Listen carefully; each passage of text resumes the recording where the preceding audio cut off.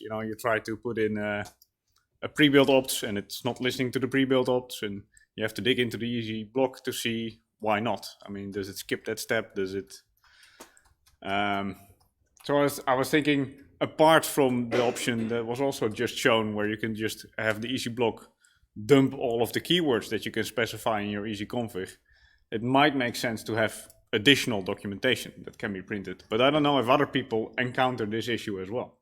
I think that's the first question. Do you know about EB-X? Yes. So that's not documentation. Is this working? No.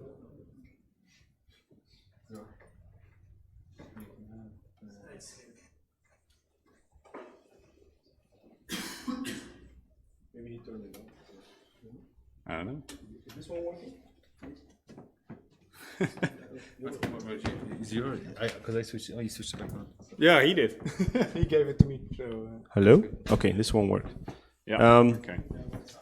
So EB-X is not really documentation, but it will Show you which steps are skipped. show you what's actually being done or what EasyBuild plans to do Yeah. without actually doing it. So it will show commands. It will show where the command is executed in each of the EasyBuild steps. So what it's going to do in the build step, what it's going to do in the install step, what the module file would look like. And it's not 100% accurate because, like, if it checks for a file to be there, the file will not be there, and that logic will be. It depends on the EasyBlock a little bit. So it's not documentation, but it does usually give you a good idea of what's actually gonna happen. Now, if something happens that you don't want it to, or something is missing, how you make it happen, then that's maybe difficult. So, But I think the first question might be, I mean, are there other people who face this problem? Like, have you ever encountered something like this, that you think, okay, I'm writing an EasyConfig and it's not doing what I expect it to do, and in the end, if you dig into it, turns out to be the EasyBlock that behaves in a way you didn't expect. HPC now has had the, or Oriole has had the issue. Yeah. So, some flags were specified in the EasyBlock file. Yeah. And I don't remember the exact platform. Maybe it was a Power 9, but it was not working. Yeah. Due to the flags specified on the EasyBlock, that those flags were not appropriate for visiting on that practice. yeah. So I think there are also EasyBlock that pick up on environment variables, for example. Usually for license files. Yeah. That's like tricks that we do. Yeah, no, I know, and it's valid approaches. Yeah, so there we're definitely missing documentation. But I mean, it's a valid point. But if you're going to keep track of documentation either in the EasyBlock or somewhere else, you have to make sure that the documentation is up to date to what the EasyBlock does. So you're adding more burden to people that write EasyBlocks or make changes to EasyBlocks, I think. Maybe, but I don't think it needs to be heavy, right? I mean, it could be a couple of lines, like we do a description in the EasyConfig. So you could do a small description in the EasyBlock. But the right place for the documentation would be on Read the Docs, right? To have a page per EasyBlock on Read the Docs that says, if you want to do this with CMake, or if you're building OpenFOAM and you want to make it do this special thing, this is the parameter and it has this and this effect. This is in the long run. But that would be a long. Then it's that's additional all the work. Yeah. Because then you need to do an additional PR on the. That's why I was thinking to put it in the EasyBlock, because then it just, you make a change to the EasyBlock, you write 2 lines of additional description, and you do a PR on it. We can scrape EasyBlocks and pull stuff into the documentation. Like we generate the software, the page with supported software is automatically updated for every release. Yeah. We could do the same thing with the documentation for the EasyBlocks. We just grab it from the EasyBlock Python file and update it in the documentation. We need a way to, like a standard for documenting EasyBlocks in the EasyBlock, so we can pull that out and. But I'm thinking, are you sure you don't want it as part of the EasyBlock that you can actually query it like this? Because to me, that would be nice, that you can ask, that's an extra benefit. EasyBlock, EB, EasyBlock dash help, whatever, and you get the help section from the EasyBlock. Yeah. Makes sense, yeah. Maybe it's just a matter of figuring out a good way to add that in. I mean, it's a Python file, you can do anything. Yeah. Yeah, I mean, you want to do it in a good way. That's what I wanted to discuss that here. it's Like, you know, what is the maintainable. feeling about this? Do we think that's a good way, or do you say no, never in the EasyBlock?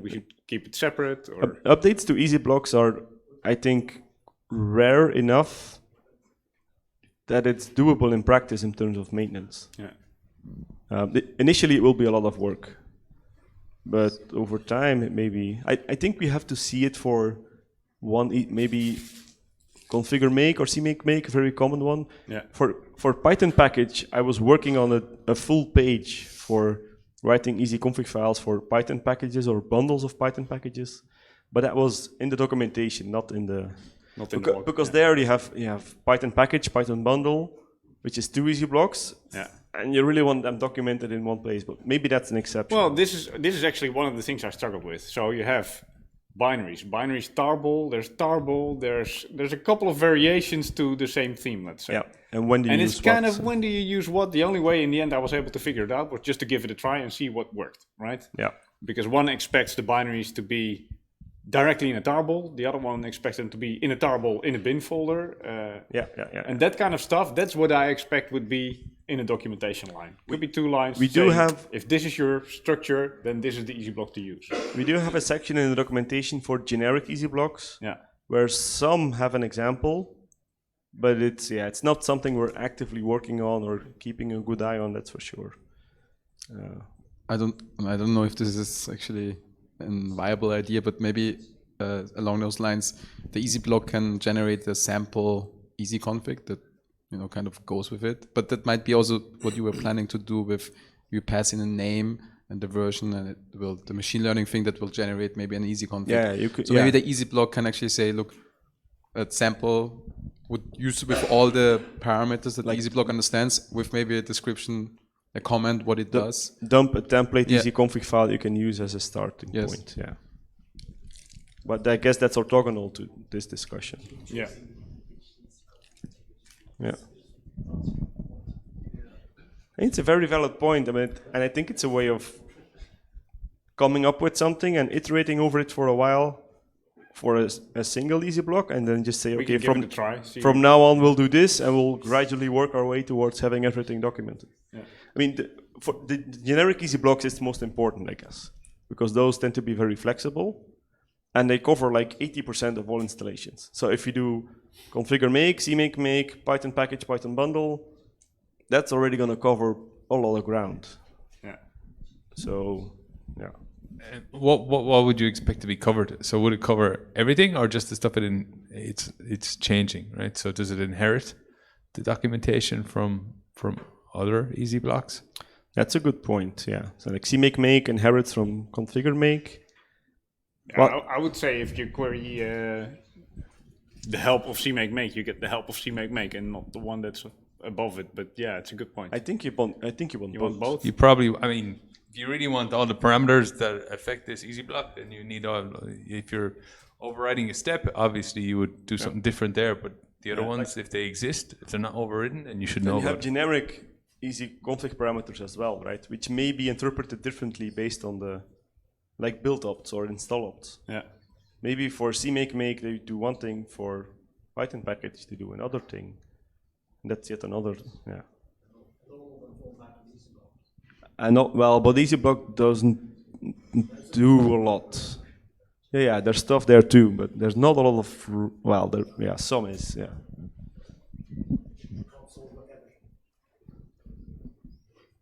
Yeah, it's just a lot of work, initially at least. Yeah. Yeah, I think Once it's one it's of those. there to maintain it, it's probably doable. Because I imagine you might want to hit a particular step in this as well. You might not be interested in the whole easy block, especially if you're inheriting and it's actually a lot of information. Yeah. You might be saying, I'm interested in this step, like what happens when I do the configure step for this software.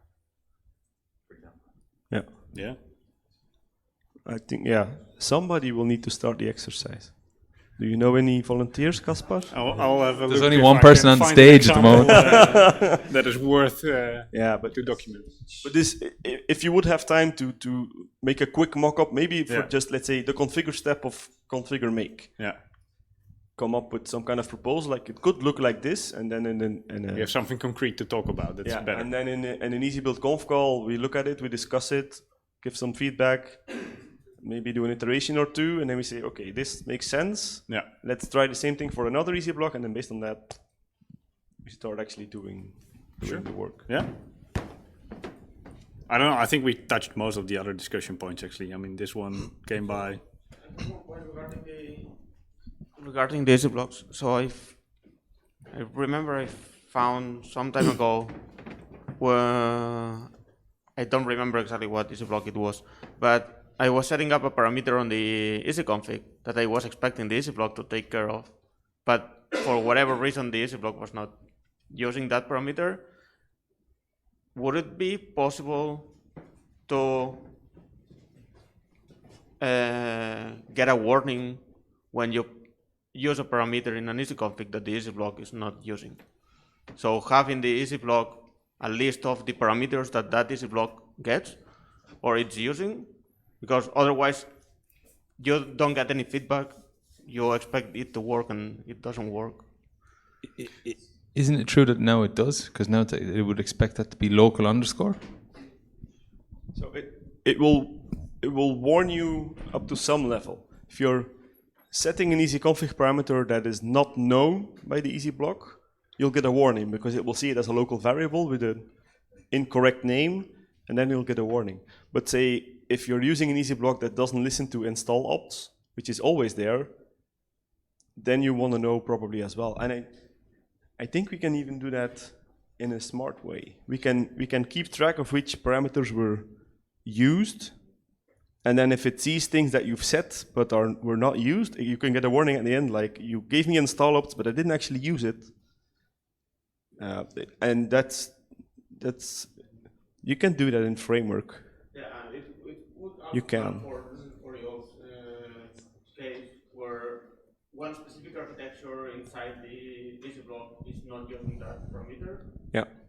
Well, in his case, it was worse because it was actually breaking the installation on power. But that's something. Yeah, but if it happens because it doesn't use a parameter that you specify, you will get a warning. Yeah. That's a very good idea. Yeah. And I think we can fix that in framework. Just keep track of what was used, and if you gave it something that they didn't use, like CMake does this. If you give them an option and it says, okay, thank you for the value, but I'm not going to use it, that helps. Yeah. CMake has good ideas. Never thought I'd hear you say that. There was an undertone there. Yeah, I don't know. I mean, the other discussion points, I think we touched upon most of them already. I mean, the PR thing, there was a suggestion, we talked about it together. There was a suggestion that maybe we can make a channel or something where the maintainer of the week keeps an eye on that particular channel. Makes sense. We have a maintainers channel, but it's a private channel where only the maintainers are. Yeah. I mean, we're not talking big secrets there, but it helps us to keep the noise down in general a bit. We could have a separate maintainer of the week channel or whatever. Yeah, but just the maintainer of the week questions, channel makes sense, I think. So you know, and we can mention it in the channel message, like who's the maintainer of the week, who can I bother this week for PRs, and then hopefully that person doesn't get overwhelmed. No, but it could help to shorten the cycle a bit, because if you have to communicate through issues in GitHub, it always takes a while for there to be a response. What we've done in the past, and maybe we should make this, do this again and maybe make it a regular thing, is like we did merge sprints. Yeah. Where we agreed with a couple of people, like, I'm going to block my day in my agenda and only merge pull requests and not do anything else. And if others know that, oh, this is a merge day, like 1 day a month, or I don't know, something like that, you can have a very focused effort on merging easy configs and shorten the feedback loop quite a lot. And have even like an open Zoom call where people can jump in and out. And that has worked really well. We did 60, 80 PRs in a single day.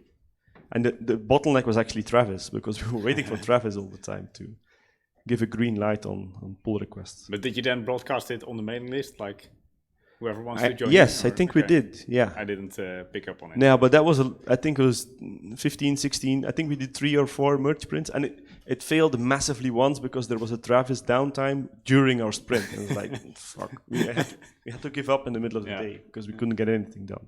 But maybe we should bring that back and make it a 1 day a month thing, and it will save time both for maintainers and contributors. How critical is Travis? I mean, if the GitHub Actions is so much faster. We can temporarily switch off Travis if we need to. Yeah, that may be interesting for a sprint, right? And that's what we did when we were doing sprints. We trimmed down the Travis configurations to 1 or 2 and just merge, and then we enabled them again afterwards. And if something failed, we just fixed it then, because we're still playing in develop, so it's okay. And it's actually very rare that tests fail in only one of the configurations for a good reason. Either it fails in everything or it passes in everything. So it's okay to certainly temporarily trim it down to a single, or let's say Python 2, Python 3 configuration, and that's it. And then you'll get a lot quicker feedback on. And yeah, you probably have to do it in GitHub alone and just say, Travis, get some rest for today. But yeah, Travis is just too slow. GitHub is a lot faster. Let me take some notes on this because.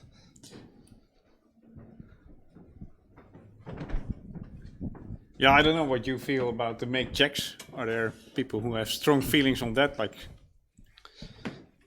is it a problem that some easy configs do a make check and some don't? It makes it pretty hard to rely on, okay, should I use an external framework like Reframe to do all of my checks? I think we can certainly make it optional. Like for FFCW is a good example. Mm-hmm. The make check for FFCW takes forever. an hour and a half. Yeah.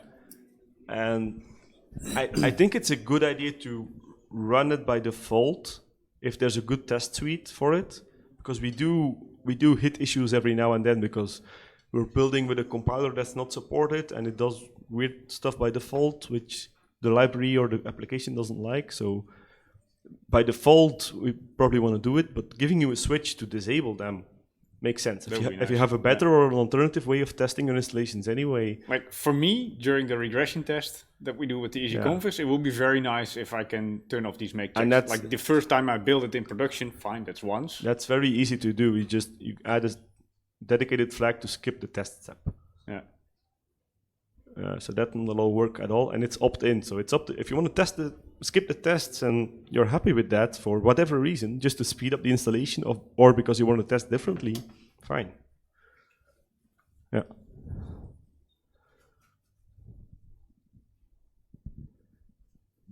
Any other questions? Victor. One question, Victor, before coffee. On this matter about checking or not, we have proposed last year on the EasyBuild User Meeting to have an integration between Reframe and EasyBuild, right? So then you can actually have use EasyBuild as a library or call Reframe within EasyBuild. Yeah. It can be either by a hook or can also be by a modification of the framework. But in practice, what we have done in CSCS, we have deferred this discussion because we actually have no clue what's the best one. If it's actually to entangle somehow Reframe to EasyBuild, or just by adding a new stage on your pipeline to call Reframe. So we are actually not sure what's the best answer for that yet. We have experimented briefly with my pull request, so that's this integration. And then we are to experiment with the other one that's doing the stage to have the feeling what's the best one to maintain. Because the problem of integrating Reframe or any other tool to EasyBuild is that you have to do a mapping between what's the available test, right? So you have to have some sort of mapping between I'm doing a Gromax installation and then this is actually to run this Gromax test here. Yeah. And this Gromax test here has to be supported on your system, right? To actually be running. So we're actually not sure. So far, I myself have my own opinion that I believe that this should be disentangled somehow, because then it gives you the freedom to actually map to the test that you want. For instance, like you can have Gromax with zip CUDA, I mean with the GPU supported, and you can have appropriate reframe test for Yeah. your system with CUDA, right? So and without the CUDA, we don't do the CUDA one. So Well, that would be my preference as well, to just say, okay, look, Separate EasyBuild is tools, great yeah. for installation, but testing I want to do with a dedicated framework. yes, I think that makes sense. Yeah. yeah, that's my I'm on that opinion, but I don't know if anybody. Also, goes to- yeah. I guess it depends on the context. If you say that running the test with reframe and having everything pass is a requirement to consider the installation production, then I guess it could make sense to have an additional step in EasyBuild where everything is complete, it's very happy, and then it triggers reframe. And if the reframe tests pass, the module is actually considered final and okay for use.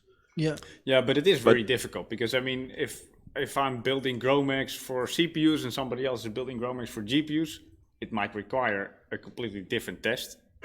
And Your performance on your system is different from mine, so if it does a performance check, yeah. you know, you need different reference. It's Sure, not but so easy to. the additional step would just be like, here's the configuration for reframe that you need to use after this installation. And that way you can make it custom all you want. And all easy, like a hook, EasyBuild gives you a hook to, and when you're done, do reframe too, and only when reframe is happy, make the installation final. And then whether you want to use That it or can work, not, yeah. up to you. And it doesn't block you from using reframe separately. You can still do both. Yeah. Which is the best approach, probably depends on context. GROMAX is also a good example for our case because since we have a Cray system, you cannot actually have the GROMAX test running, the regression test running as soon as you do EasyBuild, because you cannot do MPI calls to the login node. So in practice, what we do, we install GROMAX with run test false, and then we run reframe to check it. So for GROMAX, guaranteed we need to do in 2 steps. And FFW, if we start with MPI, we also have to do false to make the test, because then we cannot run the test in the login node of a Cray. Yeah. Right. So then for us it makes much sense to decouple, because we have these limitations in the system rather than to couple those. And for us it's like it doesn't matter that we do in 2 steps, in the sense that we're gonna have a stage that will do the test later, and that test may not be testing exactly that installation, but it's testing only the installation of the easy config. Let's say you do a CI, you do a pull request to our repository, then you will be testing with EasyBuild, you're gonna pass, and then you're gonna run reframe, and if that thing passes performance, then we can go in production with deployment without doing the test. The test will be done later by another product, because then it was tested already once and it has passed. So, and also this is a bit difficult to entangle, because what's the reference that you're expecting for FFTW in your system? Right? You should have run that before to know the numbers. Yeah, but in that sense, Kenneth is right. I mean, if you have a local copy of the reframe tests that you want to run, including the references, at least EasyBuild could contain a hook that just calls reframe with that test, and then only completes the installation if that test came back positive. Yeah. It's 4 now. Yeah, we'll have Time the for coffee coffee. break, so we can set things up with Robert.